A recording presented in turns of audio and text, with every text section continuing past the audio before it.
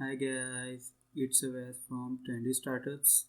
Today I'm gonna show you how to remove YouTube comment. So let's get started. Open your Chrome browser, go to YouTube,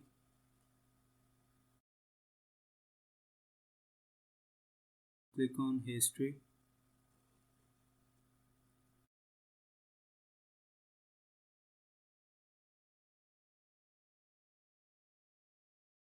click on Comments.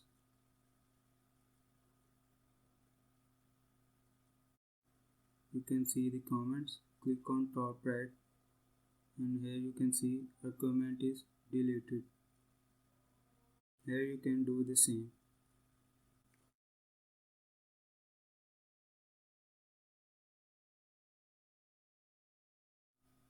Thank you for watching.